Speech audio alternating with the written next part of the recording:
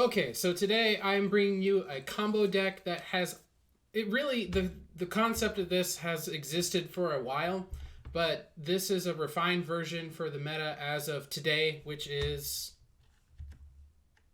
11/3/2020. This is all in on the combo, so let's talk about what the combo is first of all. It's Colossification on a creature. So we have Storm Herald, Heliod's Pilgrim, and Fireblade Charger as the creatures to enchant. Sometimes this Merchant of the Veil could be in play too, but most of the time it's like Storm Herald. Most of the time. Or Fireblade Charger. The other two, not so much.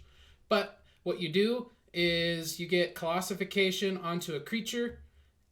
As you can see, there's no green mana in the deck. So you're not actually casting it. You are using Storm Herald's ability. So let's read this guy out loud.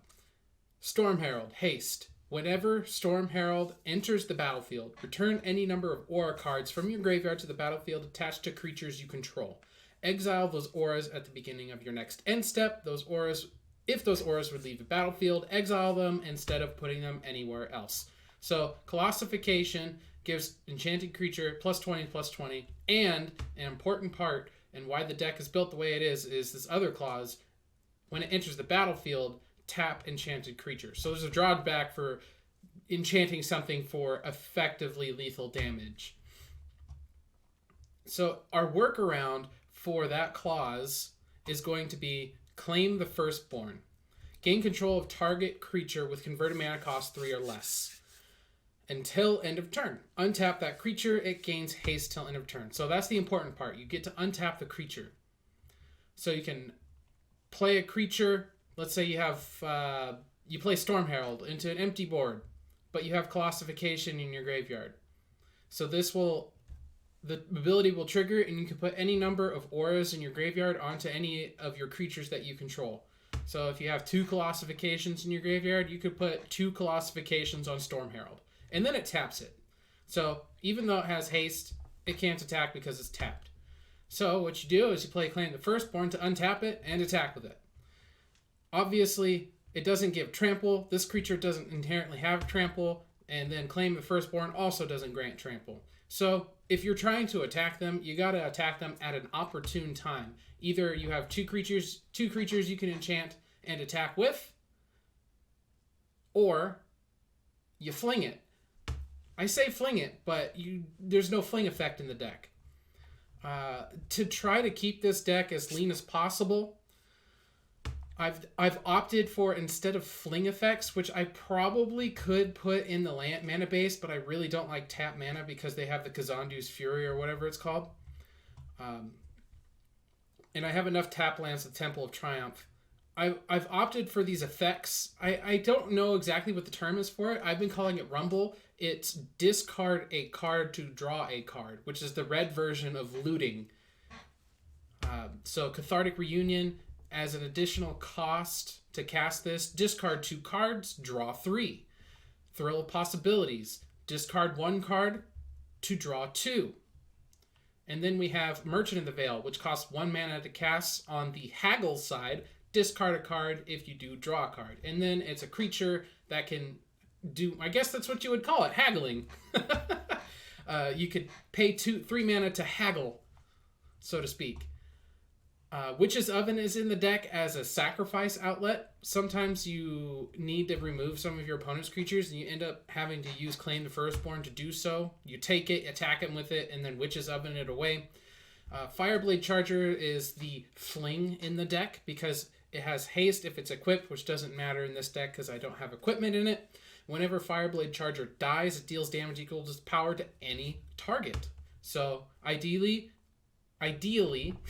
you will be colossifying Fireblade Charger and flinging it with Witch's Oven. But sometimes you don't have that option and you got to find an opportune moment. Shatter the Sky is in here.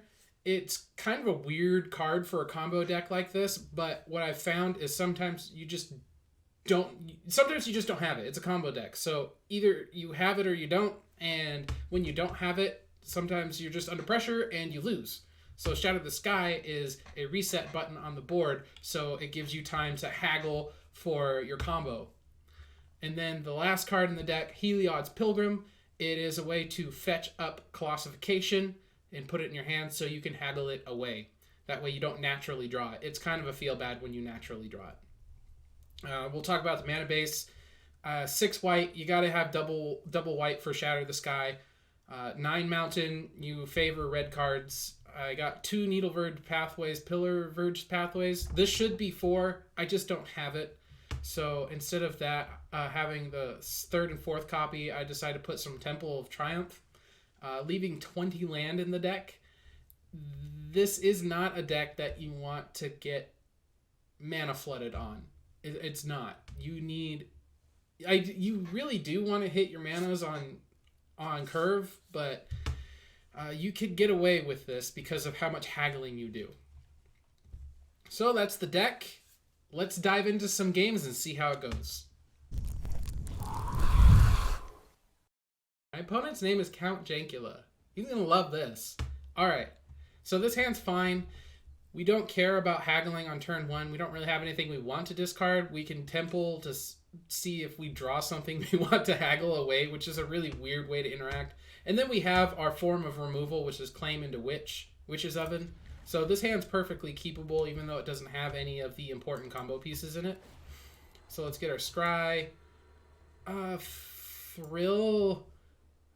I'm not thrilled, but it's something to discard. So I think we'll actually keep it on top.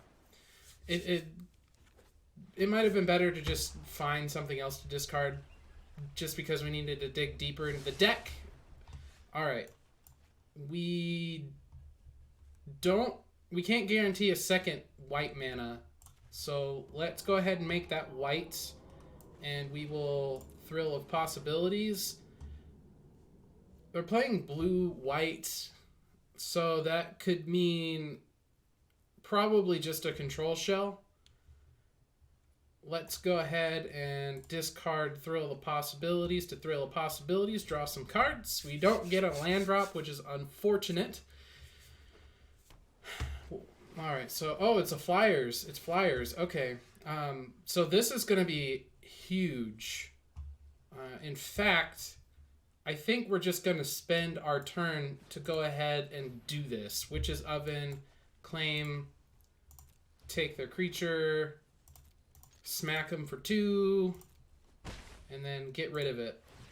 Because they're this blue-white Flyers deck, they have a very exponential pressure curve, it seems like. So we're going to go ahead. Oh, let's see. Cost 2 more to cast. Okay, at least we hit our land.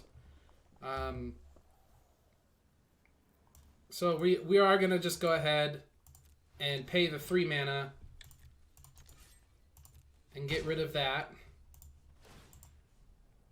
So this is really nice because if we are under pressure, at this point, at least we can gain 6 life. Ooh, Wind Robber, okay. Alright, so we will be playing Mountain. We'll throw down our Heliod's Pilgrim. And we have... They're probably super confused. This is why I like playing decks like this. So we'll go ahead and haggle. Just because it's mana efficient. And we got to Shatter the Sky. So they're going to try to rebuild their board position. And they're not going to be... We'll have Shatter the Sky to help stave them off. So this has become controlling my opponent's tempo. Okay, so the Temple of Enlightenment. Wind Robber is probably not going to do much. I think they were hoping that this pressure was going to be enough. It feels... That's the way these Blue-White Flyers decks are. If they don't keep their pressure that they have... Oh, they're not attacking. Okay, maybe everything I'm saying just goes out the window now. Okay, so I think instead of trying to force a Cathartic Reunion into open blue mana, because they do have counter spells that are important for Flyers, which is probably why they didn't attack, I'm guessing? I don't know. But I can't pay 4 mana with that counter spell I'm thinking of. So we'll go ahead and play this out. We're gonna attack with Heliod's Pilgrim. We'll try to win the old-fashioned way until we can win the awesome way. All right, and I'm gonna hold on to the land. It may end up being a card I end up discarding. I have 4 mana. I think. Oh, okay, so this is the board that we are going to shatter. So it gains +1/+0 as flying lifelink. Okay. Oh, I should have sacrificed. Oops.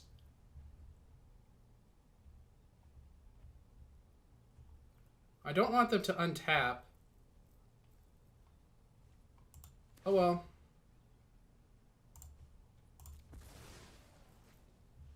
So I'll go ahead and Witch's Oven. I missed out on a food.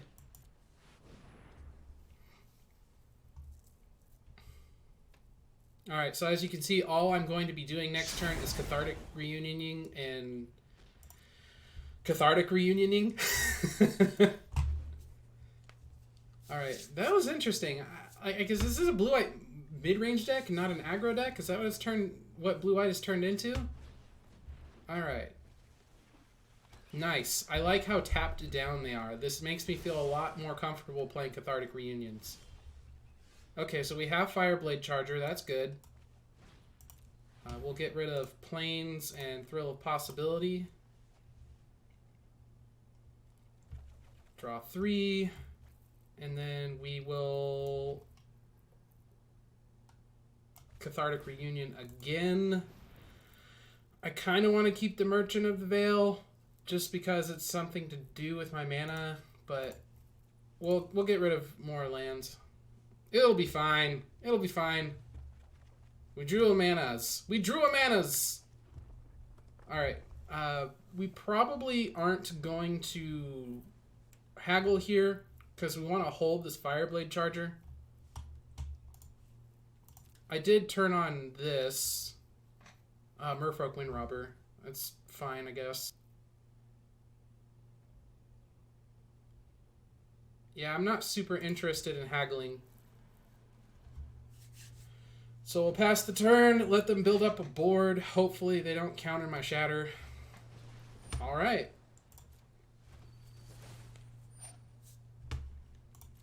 So I've turned into a red-white control deck.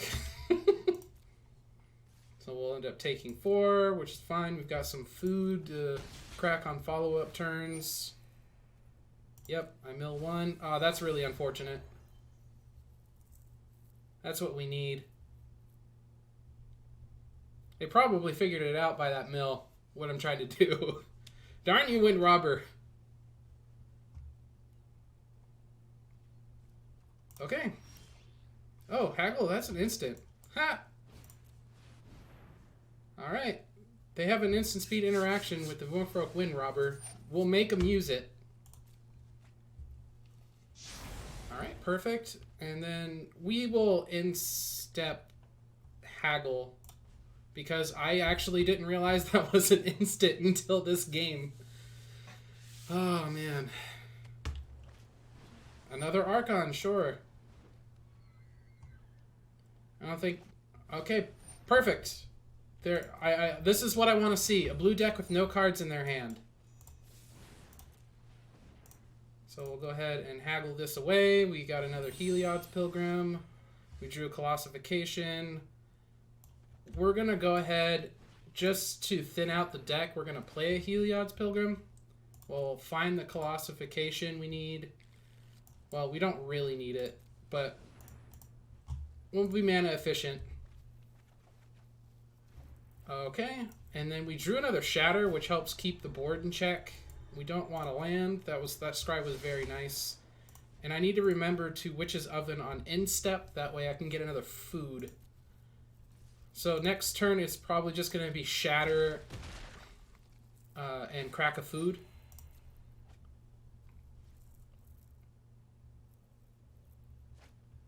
Okay. It's probably really annoying for them that I have another Shatter.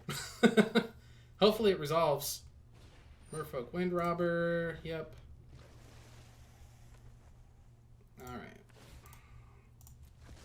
Let's grab another food. My turn. Here's another shatter, being really annoying.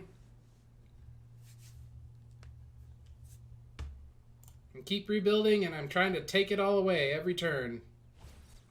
Ah, there's the Lofty Denial counterspell that I was trying to play around as much as I could. Alright, so we're going to play this. That's 4, 5, 6, 7, 8, and 9. I mean, there are cards they could probably draw.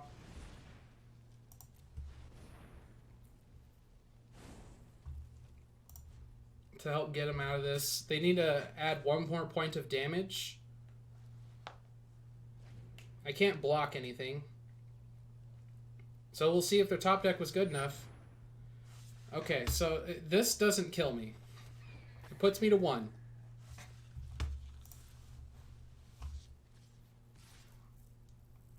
Oh, they didn't attack with Wind Robber. Okay, sure. So I could crack 3 food, which will give me 12 life.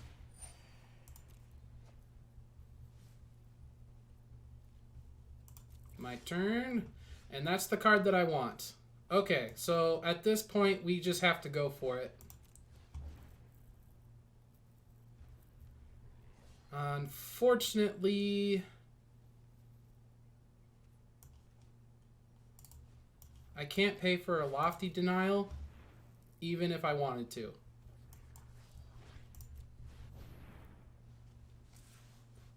Did they top deck the counterspell? They did not. So we'll select all 3, click one of them twice and another one once. Those creatures are tapped. And we will sacrifice this one. There you go. And that's how you fling it. I don't know what they could draw. Fine, I'll enter something on the stack too, because I can. And it's literally the only thing I can do. And 41!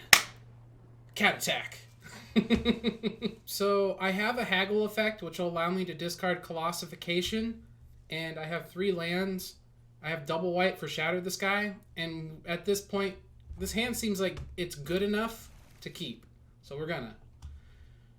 So we'll haggle on their turn. Okay, we got a forest. So I don't know exactly what that means. Okay. Maybe it's some sort of green-white counters deck. Alright, so we'll pay the red, discard Colossification. We got a Witch's Oven, which is another piece of the combo. We will go ahead. So this is an interesting predicament. I could Fireblade Charger, sacrifice to Witch's Oven, and get rid of the Shambler now. Its ability would trigger, because it says whenever a creature you control with a 1/1 counter becomes target spell. Oh, it's a spell. Okay, not an ability. Okay, so I was wrong there. I could kill it, but I think I'm just going to rely on Shatter the Sky here.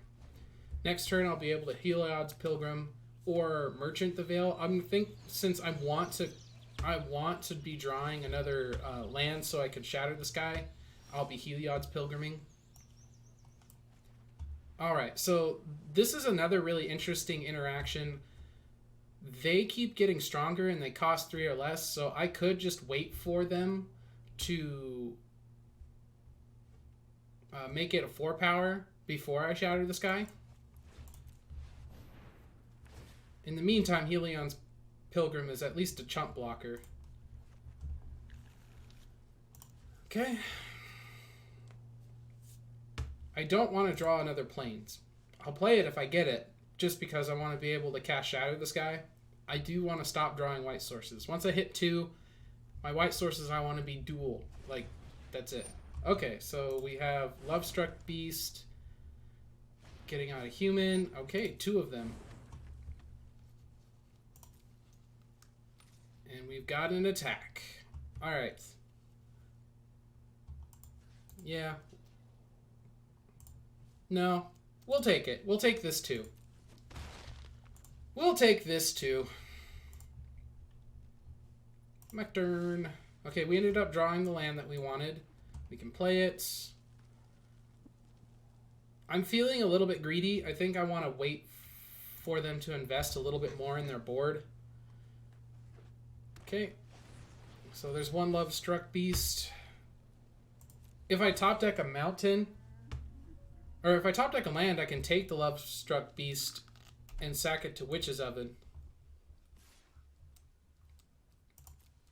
So at this point, I think I've committed to Shatter the Sky.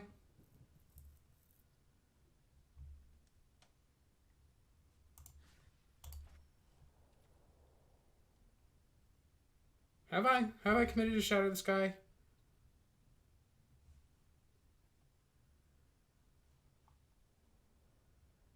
Yeah, I think so. I think I have. So we'll sacrifice. We'll go ahead and crack it as well, just because it's the efficient thing to do with my mana. Okay. That's really good. I think that's just game. So, that's so stupid that I could just say that. Okay, so we'll play... They're tapped out. And this is 21 damage. So we'll play Fireblade Charger. We'll play Storm Herald. We'll give that a Colossification. And sacrifice this. And fling them for 21. Because why not? This is awesome. Thinking about shattering the sky, and I just decided, let's just win anyway, because I drew the card that can do that. Okay, this hand's great. I've got turn 1 Rumble if I want it. And then I have 2 of the combo pieces that I want in my hand. Shatter the Sky is here as an option depending on how they play out their turn. So we're going to go ahead and keep it. That Needle Verge is unfortunately going to have to be red. So I can't guarantee that I'll even be able to cast Shatter this game. Generally, I like to hold on to my Fireblade Chargers until I have to play them. Okay, so red mana, nothing. Alright, I ended up drawing something I'd prefer to haggle away. Alright, so if I Cathartic Reunion, I will be discarding my Shatter the Sky. Which I think is fine, because I want to get through more of my deck. The other 3 I feel like are too important. Alright, I drew a 3rd land, which is huge. And I got a bunch of claim the firstborns, which is kind of... It's annoying because I don't have my sack outlet to it. I don't have that. Alright, Thrill of Possibility.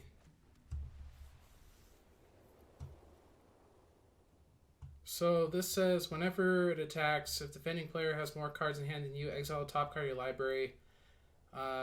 Okay.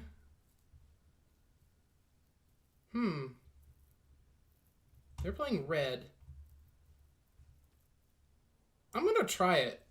I'm going to take their card and see if I get a removal spell.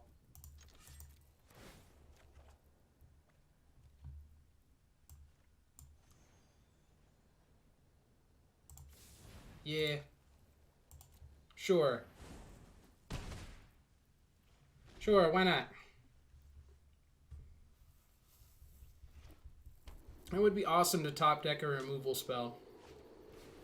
I got greedy. My play was too fun. This puts me too much on the back foot. Doing what I did gets me... Yeah, this isn't good.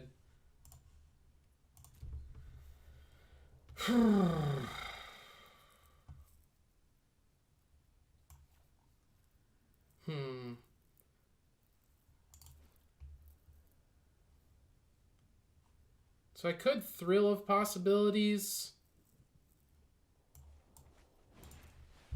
It wasn't safe enough to do that claim the firstborn I did. Not by a long shot. So we'll go ahead and just get out another aura. And a chump blocker, assuming they don't shock it.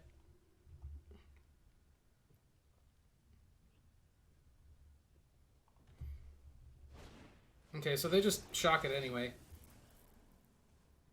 Take action. Okay. Got a Colossification. So there's a strong possibility that I'll be playing my Fireblade Charger as a chump blocker. Okay, so they take Thrill of Possibility. Alright, cool. I don't want those cards. But you could play them. He could play them. Altrebor.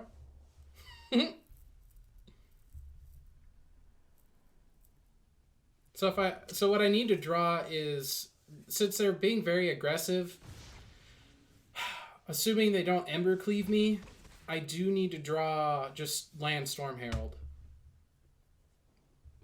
Specifically Mountain or red producing Land Storm Herald.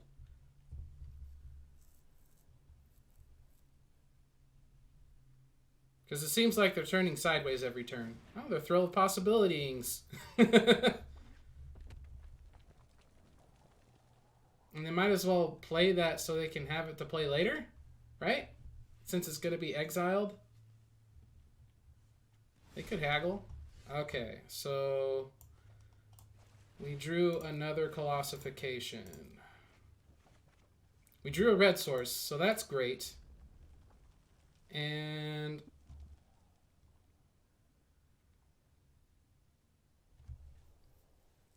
I can't stop them from Ember Cleaving me.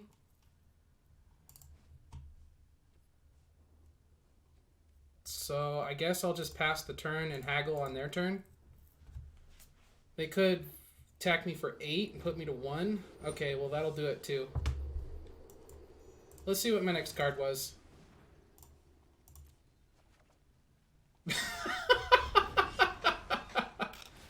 Ah, jeez.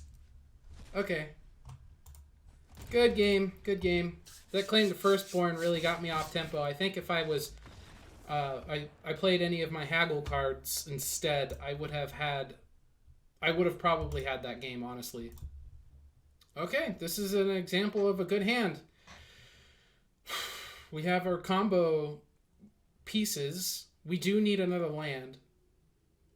Depending on what we draw will determine whether or not we play Cathartic Reunion or Thrill of Possibility. Our opponent has Loris.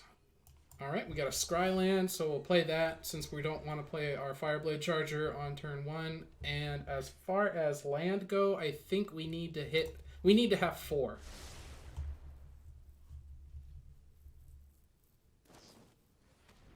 Okay, so they're milling me. That's annoying. Darn. That's also annoying. I really wanted to draw a 4th land.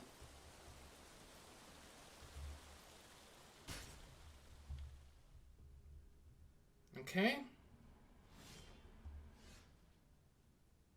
So this is going to be a red mana. And we're going to Thrill of Possibilities because I don't want to lose 3 cards to Drown in the Loch. Alright, so we got Witch's Oven. That's an important piece. We're hoping we have what we need. Okay, now we have what we need. We don't need to play the Heliod's Pilgrim anymore. They milled the Colossification for us. So I just need to get to 4 mana and not die. Okay, so we'll go ahead and play a Fireblade Charger because it's an extra. And we'll see if Drowning in the Loch is something they want to do. It doesn't seem like it is.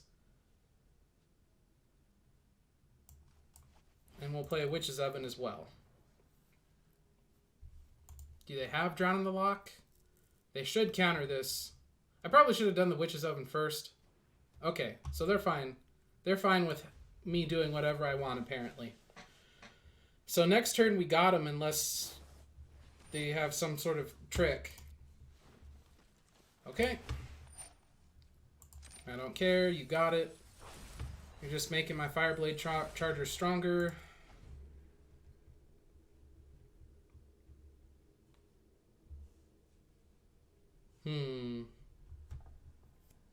I would love them to tap out. Love them to think that they're so far ahead they could not possibly lose. I think that's exactly what happened. I think they think they're so far ahead that they cannot possibly lose. Which is beautiful. It's exactly what I want in this position. Because they can attack me for 8. This is a perfect example of this deck playing out that says, got him.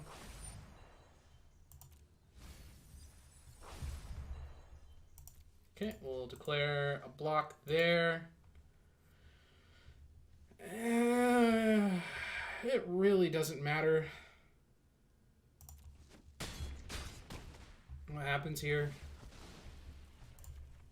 Okay, we'll just pretend like it matters. Play a 4th land, play a Fireblade Charger, Storm Herald. Thank you for milling me. We'll select all 3 and put them on Fireblade Charger. It taps it 3 times. And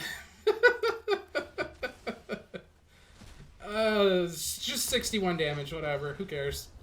Oh, I love this so much. I love it so much. Okay, so this hand is very keepable. It's got a lot of haggling. It's got Shatter the Sky and Storm Herald. So Storm Herald being the important one, and then we have haggle effects, which are also important. It's another Loris deck, it looks like. So it looks like we'll be playing against Mill. The Cathartic Reunion and Thrill of Possibilities are going to be looking for land, really, at this point. I think with Cathartic Reunion, we're going to be discarding our other... Oh, well, we're going to be discarding 1 Shatter, so... We'll get rid of Merchant Veil and a Shatter the Sky.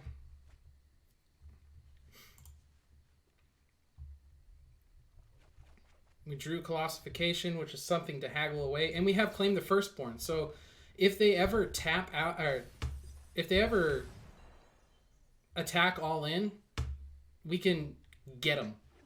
Assuming we get our 4th land.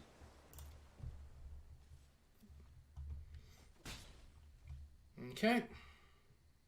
And since it says an additional cost to cast Colossification, or to cast to discard the Thrill of Possibility, it's guaranteed to be discarded.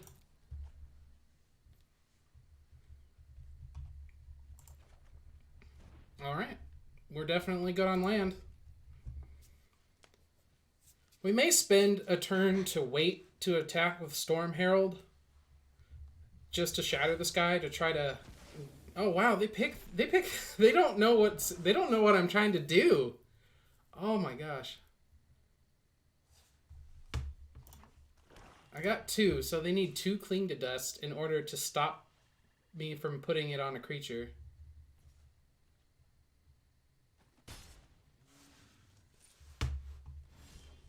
Okay, so Heliod's Pilgrim. We're going to go ahead and play Heliod's Pilgrim.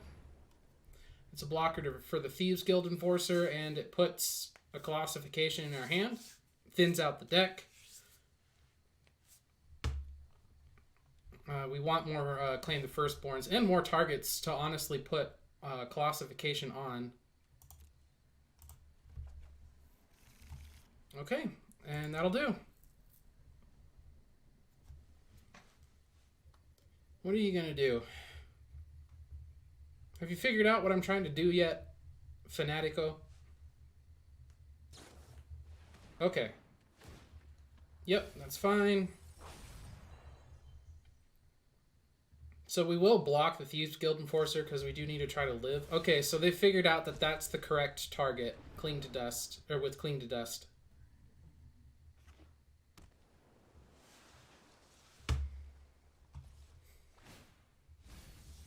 And they put another one in there. Awesome.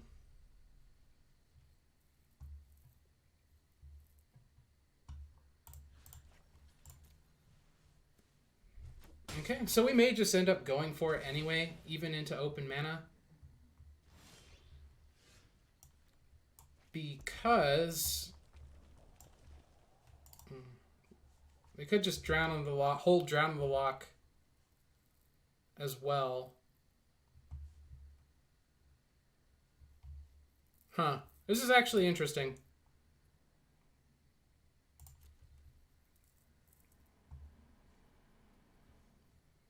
So I have to basically just hope they don't have a counterspell, right?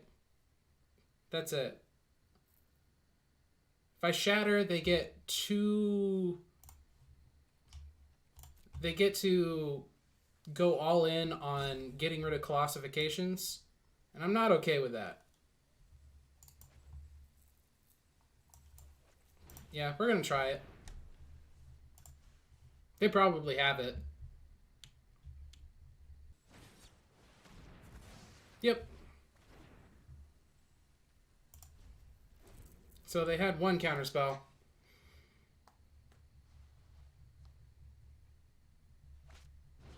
Ruin Crab. Okay. I guess they have more counter magic. There's a little bit annoying. Just a little bit.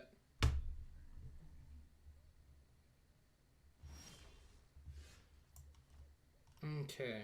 We'll play another land.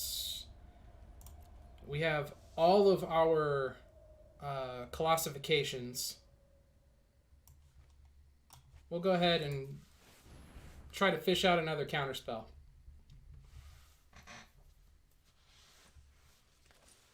No, they're fine with it.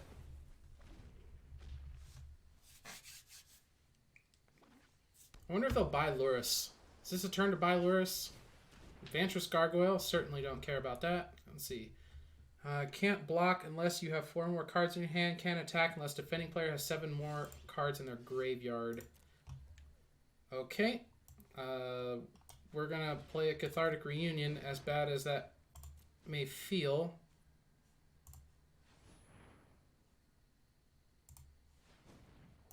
Okay. 1, 2. Buckle my shoe. 3, 4. Open the door. Oh, they gave it to me. Nice. Yeah. Alright. We'll go ahead and throw down a Witch's Oven. And a human. They do get to attack me for 5. I have no more auras in my deck, so this doesn't do anything. I'll take the action and decline and pass.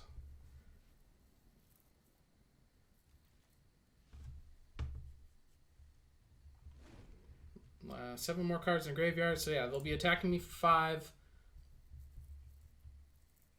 I do have to get pretty lucky off the top of the deck here. Yep, attack me for 5. Go ahead. Yep, I take 5. I can't block it. Alright, so I play a land for turn. So I could claim the Firstborn on Vantress Gargoyle if I'm not planning on attacking. Ooh, that's really good. That's super good.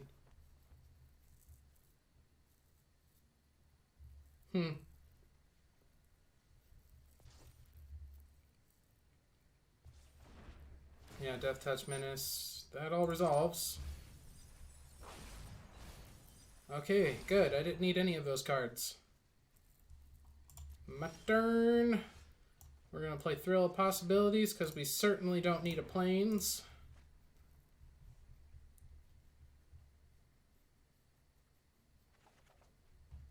Okay.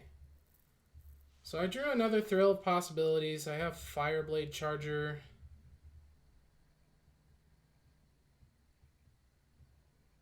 Huh. How do I want to do this? So I think I am going to claim the Firstborn and totally rely on the Fireblade Charger as the win condition. So we're going to take this bad boy here. Or we're going to try to. If I can't take it, then I think I just lose.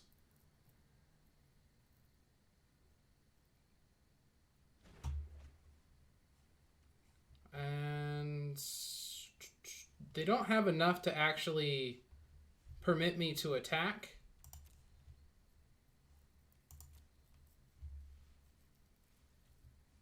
So no attacks. We'll go ahead and activate the ability. Good, I didn't need that. We'll sacrifice this, and this buys us a turn. Because it gives us 2 food. Of which I am just going to pop right now.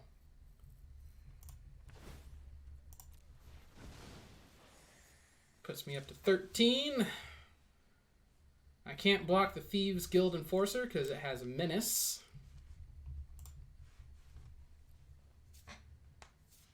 I do care a little bit about them milling me out.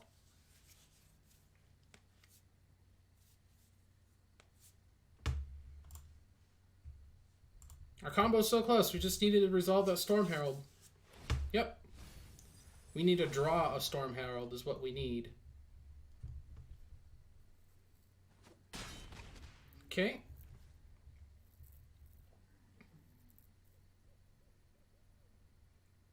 Soaring Thought Thief, you are boring. Okay. What do you got for me? They tapped incorrectly to rebuy Loris. Unless they really need all of the blue. Okay. Well, I don't... Well, it doesn't matter if we have... As long as we have the red mana we need, right? We'll throw possibilities. We got another claim, which honestly is not bad.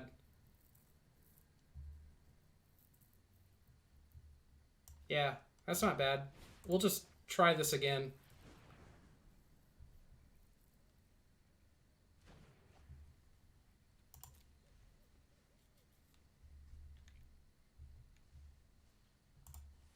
Boop. We'll leave Heliod's Pilgrim up in case they decide to flash something in. We'll sacrifice that. And we'll just go ahead and pay the manas. We're barely hanging on. And we want to keep the planes in case we draw a haggle effect. Because Fireblade Charger is how we win.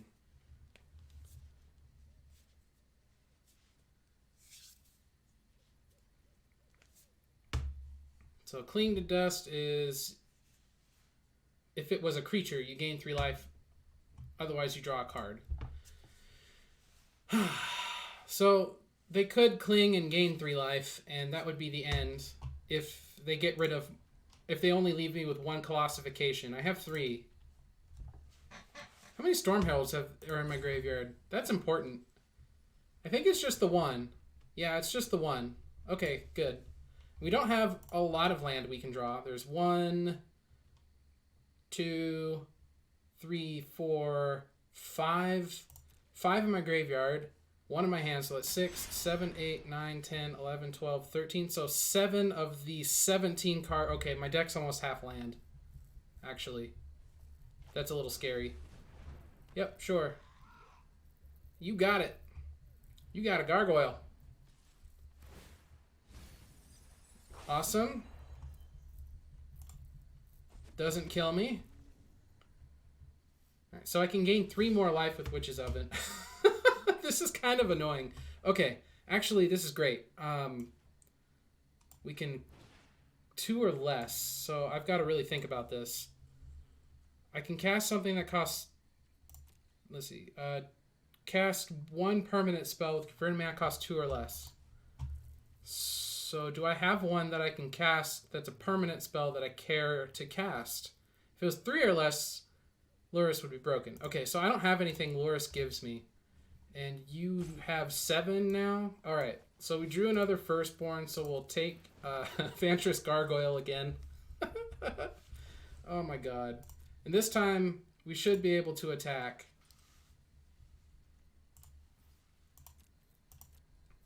And that'll help us with Cling to Dust and them gaining 3 life if they take creatures. Okay, and we'll sacrifice this.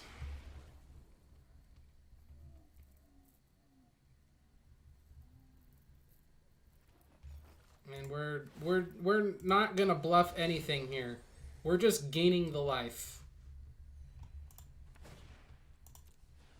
That's happening.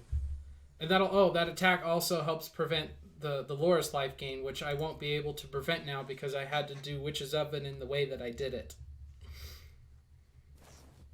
Okay, now they're Soaring Thief, so that's 6 damage to my face. I think that they're going to be able to be able to present lethal, and I won't be able to do anything about it on the next turn. So it is Storm Herald or bust next turn.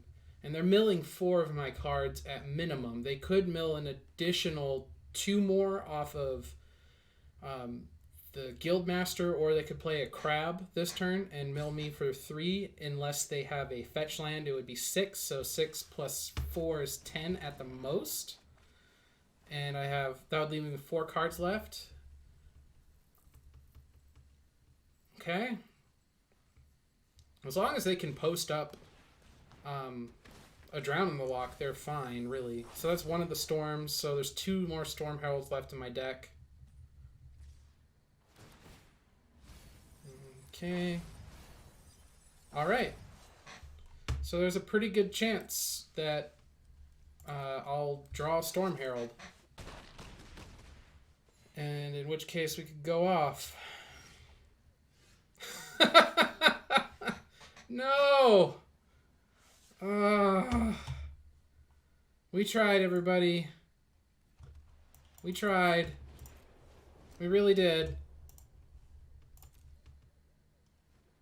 Oh, 7 cards left. Well, I drew 1. We tried. We're done here. Darn. So close. Not really. I'm sure they had like 4 Drown in the Lochs, but still. Big Boros Kitty. That's what I'm going to call it. Big Boros Kitty. I love it. Big Boros Kitty. Fling them. Get them with big cats. It's great. In standard. And as you can see, it does put up a fight against some pretty solid decks. Anyway, if you like what we're doing here on the channel, remember to like and subscribe down below. And as always, happy magicking.